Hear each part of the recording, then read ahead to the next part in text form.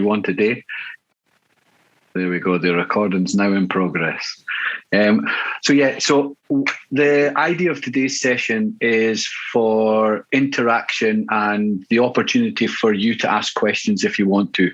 So it's not all about me prattling on about sales, because I can do that till the cows come home. And it's about you getting as much out of this as possible.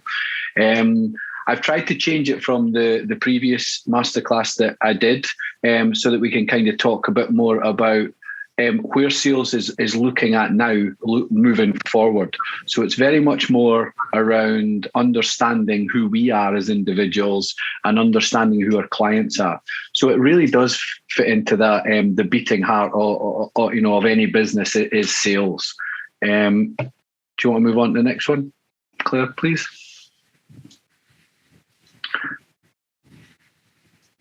So we keep getting this banded about. When you go to any kind of sales training, they say to you, okay, what's the first thing that we do? Well, we build rapport and we establish trust. That's absolutely fabulous. The question I ask is then, what do you mean by rapport? What does rapport mean? And that's kind of where tumbleweed and silence happens. Nobody really knows. And what we have to understand is rapport and trust are interlinked. So the first thing to understand about trust is that the brain, if you've never met anyone before and there's a stranger coming up to you, our brains are designed by the time they get 12 feet from you to say trust or no trust. Okay? You have no control over it. So before somebody gets 12 feet to you, and you've never met them before, there is a subconscious decision in our brains to say trust or not trust. And I'll give you an example of how this works. So those of you that went to university back in the day and immediately went with a group of friends that you met that day, over a period of probably the next 3 to 6 months, that group changed. And that's because that initial trust, no trust, we started to get more information about each individual. And there were some individuals that we thought, nah, and we moved away from them towards others. And then we brought other ones into our group. And that's exactly the same. So that's what trust is all about. And sales does that. But what sales needs to do is we need to show trust first. We don't need to ask our customers to show the trust. The trust must come from us first, as in we are leaders. So good leaders give trust out. They will trust you to do your job when they come into a role. It's exactly the same with customers. We have to show the trust first in order to gain trust back. Is everyone okay with that? Has any questions on that bit? No? Okay. So what I'm going to say is, I'm recognizing that some of you may have questions later on relating to subjects earlier. Please put them in the chat, because I recognize some people need to have a time to have a think about it and have a question. Just because we're on a specific topic doesn't mean that we can't go back. So don't feel pressure to ask a question now. If something comes up down the line, please ask your question and we'll try and answer it. Okay. So for us, sales is all about trust, and it's about us putting the trust out there first and then building that trust back with the customer. Okay. Now, how do we do that? Well, there's a number of ways, and this kind of feeds into what I talked about at the last session. Was we need to go in and start listening to our customer. What we don't go in and do is talk. So we need to start to build that trust by listening to our customer, listening to their concerns, listening to where they're looking to take their business, and seeing if what we can do for them, or the services or the products that we provide, can help them get there. And that's how we start to build that trust. Is that long term? Absolutely. But that's the start of it. So that's the building blocks to trust, is we go in and we listen. We don't go in and sell. Okay? Is everyone okay with that? Claire, do you want to move on to the next slide, please? these are some stats so there's a company globally does a sales survey every 5 years, and they're called TAC, TACK. And this is the TAC survey. This is the most recent one, and it's 2016, 2017. So it's a bit out of date. They're actually doing one now, but they do one every 5 years. And the reason I picked up on these 3 stats is this tells you the state of where your sales team or salespeople are globally. Okay, 69% of salespeople will only focus on the stated buying criteria. So what that means is they have tunnel vision. They're not curious. They don't go out and ask about the customer. They focus in on what the customer wants, and that's all it is. It's not about getting the bigger picture or the wider picture. They only focus on what is stated on the buying criteria. So effectively, what I would say to that is they are an order taker. They are not a salesperson. Because all they're doing is listening to what the case is. Think of yourself as a customer. If you're going in to buy something and you've gone and researched it online, you're still looking for that expert help to get you that final 20, 25%. And that's where a good salesperson will give you that, because they'll offer their recommendations or opinions based on what they've heard from you. But 69% of sales staff only focus on the stated criteria. This one blew me away, kind of the next one. 22% of sales staff have no idea what a CRM means or stands for, which is really quite shocking. But it also tells you, so when CRMs were starting out in my day, in the 80s and early 90s, all that seemed to happen was, for us as a sales team, all we seemed to do was feed into the CRM. We didn't seem to get any output from it. Now that's suddenly changed because we have many systems out there now, HubSpot, Microsoft Dynamics, you name it. There's loads of them out there. But what you need to do is you need to use your CRM system to help you. And you can do that. So there's clients I work with where I say, okay, if you're looking to get new clients, use the CRM system to see what clients you currently have. And if are any of those target clients of a similar size or in a similar industry, then you've got an idea. So you can use your CRM system to help you better target customers.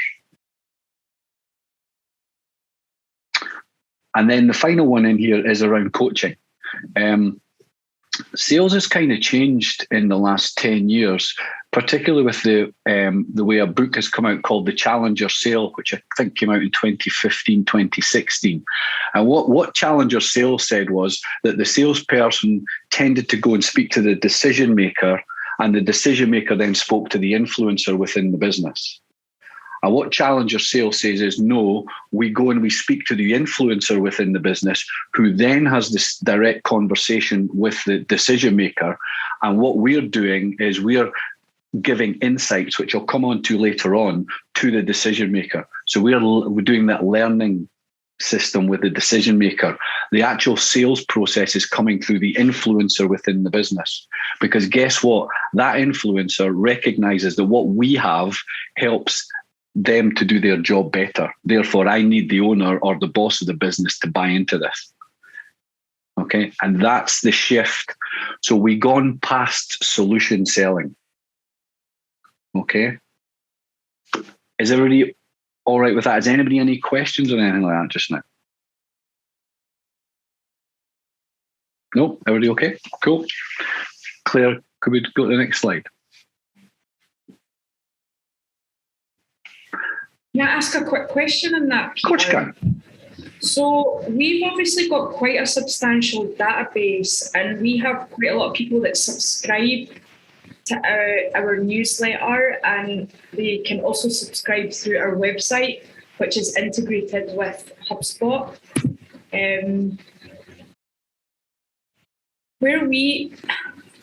We have members and companies, like the people in this audience and the companies in this audience, that they just want to join our network, right? And that's great. But we have so many people that are subscribing to us, and we can tell that, they're a little bit reluctant because the word network is associated with the word networking. And I'm absolutely convinced that a lot of people think that you're just going to stick a red sticker on their jacket and tell them to go meet the next person with a red sticker on. And that's just not how we operate at all. So, but I'm absolutely convinced that there's so many people that we could actually bring into our network that are sitting in our database. Do you have any tips or recommendations on how you would approach those leads? Good question. How long have we got? So the thing to tap into is it with the member network that you have, the challenge that you have and the team has is each of us, I'm talking myself as a member, have different needs and wants from ASBN. And it's understanding what they are. So to drop this in, this is going to sound terrible and I don't mean it to, but I was asked to, I was in a Scottish Government interview yesterday and they were talking about what the funding had been like pre-COVID and post-COVID, and they were asking for my views on it and where do we move forward. And I was saying to them that I'm not interested in funding. What I'm interested in my government, my Scottish Government doing is opening doors for me in order for me to be able to expand my business and have new routes to market. Because if they open the doors for me, then I've got credibility. And I would say exactly the same thing for this network as the ASBN is that you have the ability to open doors and to connect businesses between South Africa and Scotland and other parts of Africa together that other networks don't do. And that's why networking's getting a bad name, because it's not about turning up for a cup of coffee and a chat. We do that sometimes. But it's not our focus. Yeah. No, and that's okay. We need all these different things, but it's a bit of everything. But I've been a member of many networks where it's the same old, and it's the same old faces you see all the time, and it's not really. And we all our time is valued. So put a value against that. I didn't do that to begin with. So my time is valued. So put an hourly rate on turning up for something. Is it worth my time doing that? So we have to start to build that out. Is the need for networking needs to be different for different organizations and for different companies, and that's what needs to happen. So it's leveraging your contacts. That there's a whole new rabbit hole we could go down with that. But yeah. But just being, what does ASBN do that no other network does? Does that help? Does that answer it? Yeah, I'm trying to ask a question that also, is also valuable for other members in the audience. I'm sure some of those companies also have the same questions around how do you actually reach out to these subscribers and leads that obviously are taking an interest in your organization without being overbearing? Well, what you don't do is you don't go in with an attitude to sell. It's not about that. If you go in with an attitude to sell, I'll switch you off right now. Because how can you go in with an attitude to sell when you don't know what my business is or what it could be or anything? So to me, it's about going in and understanding, fact finding, telling them listening to a bit about what they do, understanding a bit about what you do, and seeing if there's a match. Okay. But let me be really clear on this. If you do this really well, you'll get 2 out of 10.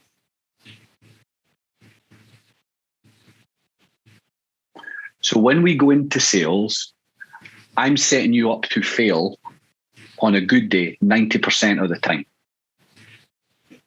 But let me put this in context. Failing is a good thing. This idea that we don't use the word failure, I will defend until whenever. because we've never innovated anything without failing.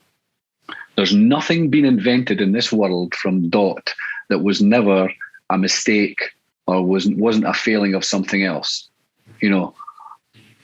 So we've got to use the word failure is in there, and you can use that word, but it's about learning. So every time we fail, we need to learn. If we don't learn from that, that's a different thing. That's called cognitive dissonance, where we keep doing the same thing over and over, expecting a different result. But the actual fact of failing to learn. So for me, and I know Claire and I have talked about this a while, is if we take some action, we get clarity. So any kind of action we take, we will get clarity from it, be it something where we say, yes, we want to go down that road, or no, that road is closed off. That still gives us clarity. Just because we've got a no, that's a good thing. Then we don't need to focus on that area. We go and focus on other areas. So that's the whole thing around this. So don't be scared to fail. That's what your sales team does. They fail on a daily basis. I don't have a sales team yet, but that's the dream. Well, you're all salespeople. This is the bit they don't say. Just because you don't have a title sales doesn't mean you're not selling. You've had to sell to get the business to where it is. Everyone on here has. Yeah. So great, fantastic. I celebrate you've got that to this point. It's how you want to take that forward. Absolutely. Okay. Is that okay? I've answered that? Yeah. Yeah, thanks. Okay. The bamboo principle. Right. I talk about this when I look at when I talk to startups and scale-ups. Okay.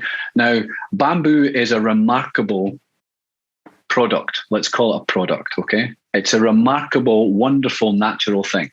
Okay. When you plant bamboo in the ground, it doesn't grow more than that above the ground for the first 3 to 4 years.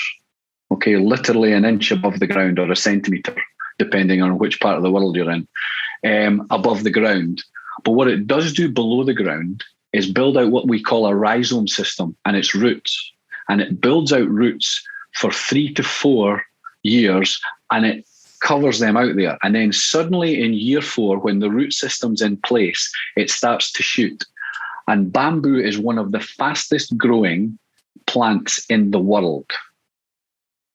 In some environments, it can grow as much as 3 to 4 meters a day. Okay. The other thing that's it's interesting about bamboo is if you cut it off, and it's great to be used. It's very resilient, so it'll grow back again. So it's sustainable. Okay. And because of that rhizome system, where it's built a foundation and roots, it'll grow in most environments at different rates. That's how you need to think of your business. If we don't get the foundations and the things in the right place, then there's a potential for us to find out down the line that in certain environments, we actually wither and die. So what I try to talk to scale-ups and startups about is the idea of being patient and building as we go. Okay. I think the last 2 years have certainly taught me patience in spades. The idea to be patient and to allow things to happen and naturally. That doesn't mean you sit and do nothing, but what that means is you don't try and push it along artificially or try and be too quick to judge or too pushy and trying to get your bit over. It's about having many fires going and getting that moving forward. So bamboo principle is all about being patient, but also recognizing, okay, what do we have to have in place in order to be better? And what that also does is gives us introspection to see, do we actually have a business that is viable and is scalable? So we get some difficult questions answered in that space. And that's what the bamboo principle is about. Is that all right? Can you move on to the next slide, please? Thank you. Belief systems. Now we're getting into this area. Okay. Can anybody tell me what they think belief systems are or is? What their belief system is?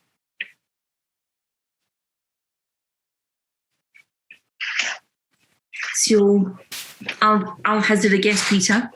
Go on then. Good, Nicola. I imagine it's your mixture of your past experiences that have informed how you see your current reality, along with your value system. Yeah, absolutely, Nicola. Yep, that forms part of it. Absolutely. Anyone else? We've also got Nuala, who's raised their hand. Nuala? Thanks, Claire. It's actually Nuala, just to be Irish and confuse the world. I was also going to say that it's your base values, the things that you either feel you connect with others or that you just feel that instant kind of clash with others. You know, whether it's a cultural clash or an upbringing clash or an experience or a connection with those. You know, what you're talking about earlier with that 2 seconds to trust somebody.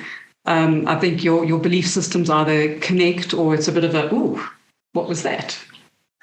Nuala, absolutely bang on. And both of you. In fact, Delia wants to.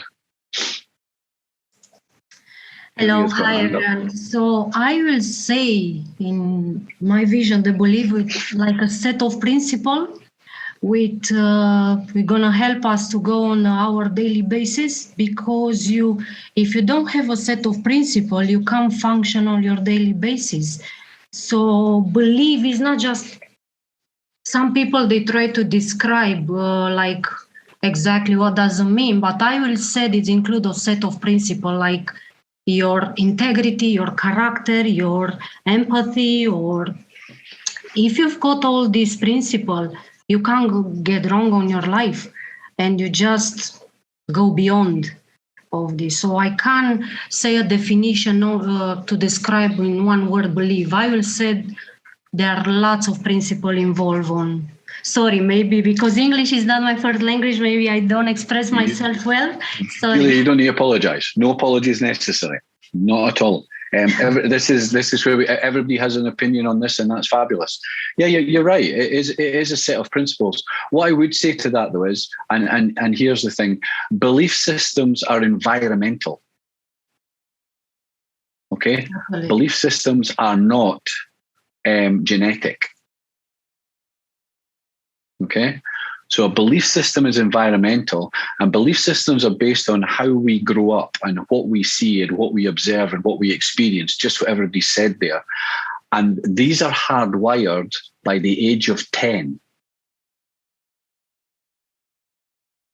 So whether we are happy, sad, angry, frustrated, whatever, with certain things, that is in our by the age of 10. Okay. So exactly to what everybody was saying there, by that point, if we feel somebody is very strongly on a certain topic that we feel very strongly on, yes, we are drawn towards them.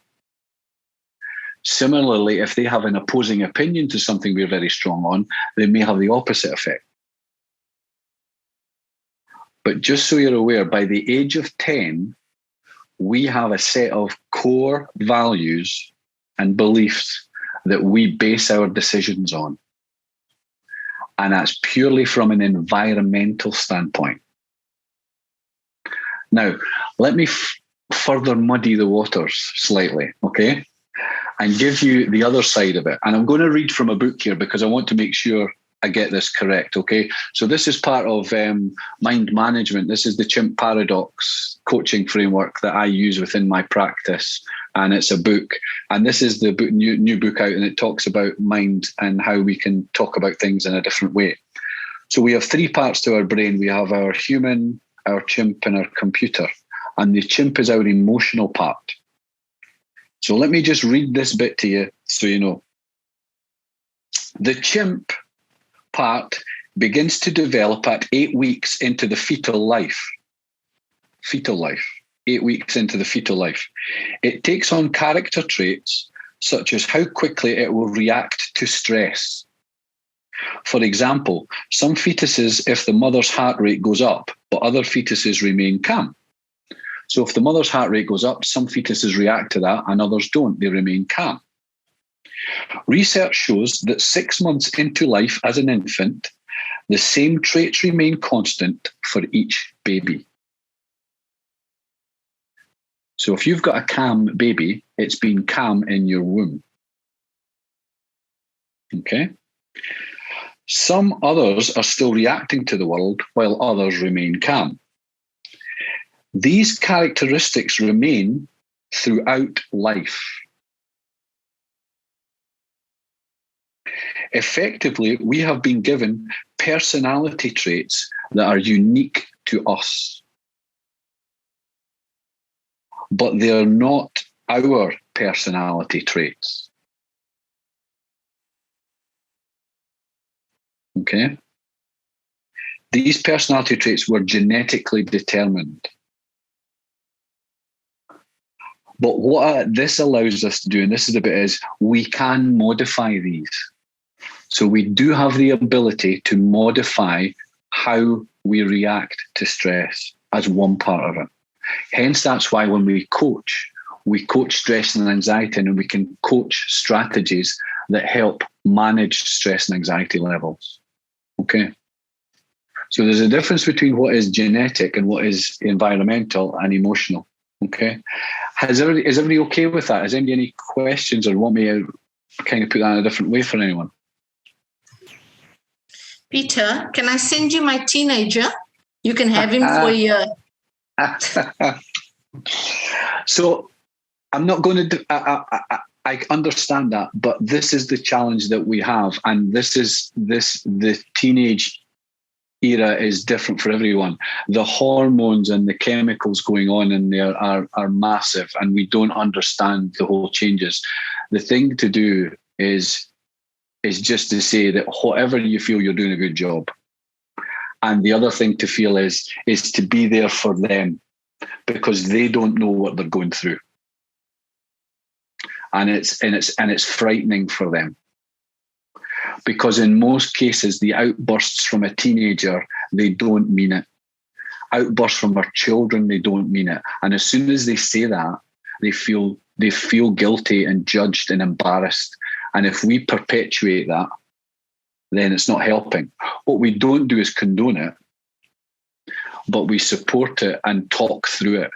And that may feel like you're going down a difficult path, but believe me, they're looking at it. They may not listen, but they do recognize it. Okay. So the belief systems sorry, Claire, no. So the belief systems for us is understanding when we come to talk to customers, there may be customers that rub us up the wrong way. That's belief systems in play. That doesn't necessarily mean they're a bad customer. It just means that they maybe don't have the same beliefs as us. Now, that means then, do they have the same core values? And what I would say in my business is I want to align myself with businesses that have a similar core value to mine.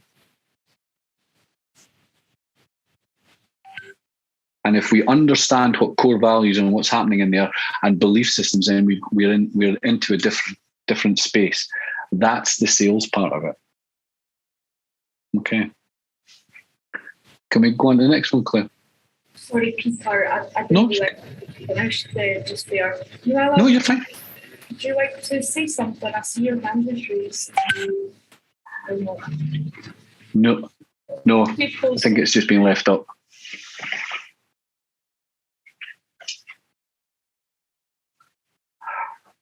Okay.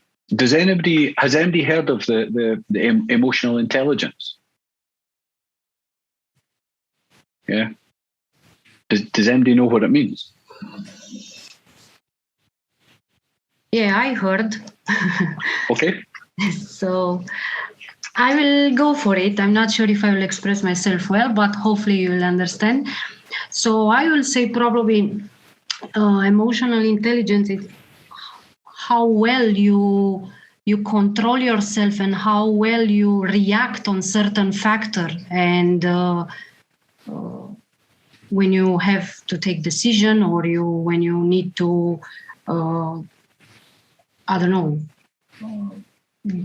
I get emotion. I so emotion now. Yeah. No. Yeah. So I just try to probably I shouldn't jump and put all my thoughts and then explain. But I know. But I will come back. Yeah. Yep. Absolutely. No. Thank you, Delia. I appreciate that. Anyone else? I noticed Karen there says that she's qualified in it. So. Can I have a go? Of course you can. Okay, my understanding is basically the maturity of the way you are feeling and react towards things. So if, for instance, you find yourself in situations where you are non-reactive, but take a step back and try assess the situation. So basically the maturity of your feelings, so to say. Yeah, absolutely right, Zuki. Yeah, could be that. Ability to read between the lines, yeah. Joanne, that's part of it. It goes into so where emotional intelligence is. So it's been shortened to what they call EQ, emotional quotient, and intelligence quotient. So IQ and EQ are completely different things. Okay. So whereas with IQ, your IQ is set, and just so everybody's aware, the IQ test hasn't changed in decades. And the IQ test was set up to allow for the Industrial Revolution and to go to university and to college. It's not as relevant now as it was. EQ can be, your scores can be slightly shifted depending on which areas you would like to focus on. So what emotional intelligence does is look at 5 main categories and then splits them into 3 subcategories for each section. And what it's looking for is correlation and connections between those. So within those 15 subcharacteristics, they will connect with other ones. And what we're looking to do is to try and flatten the curve, if you like, if we use a current expression around pandemic. And it's not to have as big peaks and troughs between some of them that are correlated. So you want to work on making the scores closer together. Okay, it's not all about going from the low side to the high side, and that's the real difficulty when we deliver EQ workshops, because everybody has been used to doing all the other kind of psychometric testing, which talks about measuring you at a certain level and trying to get you to increase. It's not always about getting everything to that side. It may be a case of decreasing something and increasing something else to look at it. But what it does do, it's a lens on who you are as a person from you, but through the eyes of somebody else. Okay? And it's quite difficult when you get your EQI report for you to believe what it's saying in some places, because you'll immediately go, that's not me. You know, and then when we start to talk through it, you go, oh yeah, that is me. And that's what we have to do. So we have to be open to that feedback. So again, what I'm going to do is I'm going to read from the EQ book and I'm going to tell you their definition of it, okay? Emotional intelligence consists of 4 abilities: to identify how people feel, to use emotions to help you think, to understand the causes of emotions, and to include and manage emotions in your decision-making to select optimal choices in life. Okay? Now, this isn't new. Okay? This was developed way back in the 60s, the 70s, and the 80s, but actually goes back further than that.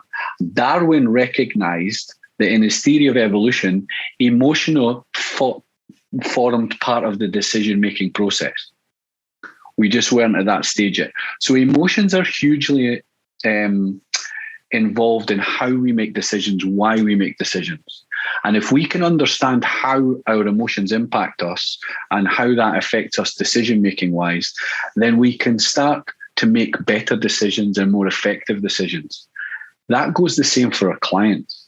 If we can understand who we are and what makes us sad, frustrated, happy, gives us some optimism, whatever, then we can start to help that with our customers. Okay. And it's a good tool to use within your team. But what it needs to be done, I can't stress this enough, is it needs to be delivered correctly by a qualified and accredited person. This can't be delivered by anyone. Because I've been there. I've been part of a team that we said, no, we're not, that's not the way to deliver it. And we were shouted down, and we delivered this to 300 people over 2 weeks within a large organization. And we had a queue out the door of people coming to speak to us who were ready to, throw the towel in because they'd misread it or misinterpreted it. Okay. So it's key for us to get this right. So that now forms part of, I build that in now to all my training programs, the opportunity that if they would like to have an EQI report, we can do one for them. Okay. Has anybody any questions on that?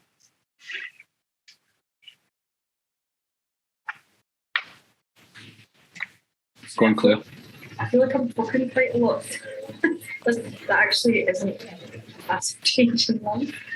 I've actually had that report done. I got it done last year when I was selected to take part in a business accelerator in Scotland.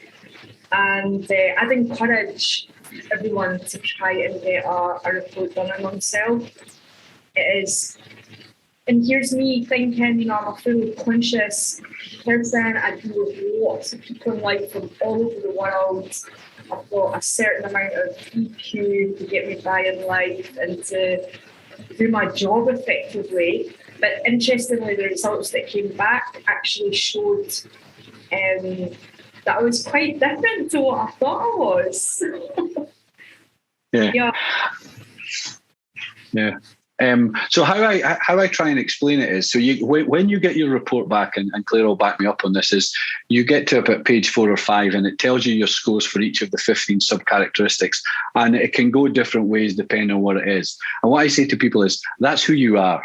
That's got you to where you currently are in your life. There's your safe zone. Okay? Now, if I relate that, and this is my analogy, and it's naff, but for my clients it seems to work. So if we take the statue of David, that's lovely marble and the whole thing. If we take the statue of David and we've got bits on David that are slightly rougher than the rest of his body, and they've got them all over his body in tiny little bits, it's our choice which ones we pick and choose to sand down. And that's really what EQI is about. It's about picking 2 or 3 of the 15 sub-characteristics and saying, I would like, to this because this fits in with that. Therefore, I would like to focus on doing this and to either to be more effective in that area. And it's nudging the needle. Okay? Yeah? And that's where it's about. So it's sanding off some of our rough edges, recognizing we have lots, and that's okay because that's who we are. Okay. Cool. Could we go on to the next one, Claire? This is kind of the final bit for me. And I'm going to ask a question. Hands up who has all 3 of those in their business.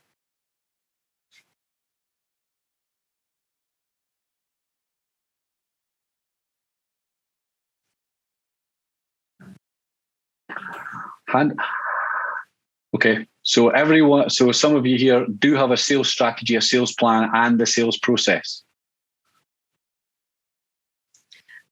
Brilliant. Sorry, Peter, I just want to, because I don't want to get confused. I presume when you speak about sales, you refer also as a product or also as a service, correct? Explain a wee bit more. What it's not about. So what is it what is it you're selling, be it a product or a service? Yes. Yeah, that's right. Yeah, I'm business consulting, and that's why I ask you if you provide services, you can call sales because you absolutely you're selling yourself. Yeah. Absolutely, totally. So let me go through this. So a sales strategy is your vision for your company or organization. Okay. And that can be up to 3 to 5 years out. So it could be, I would like to exit my business in 3 years' time. Or I would like to, in 3 years' time, once we've got it set up and running, I'd like to expand into the Middle East or expand into Europe. That's a sales strategy. And that constantly changes. That's not set in stone. Okay? A sales plan tends to be a 12-month. Is it okay? How are we going to hit our figures this year?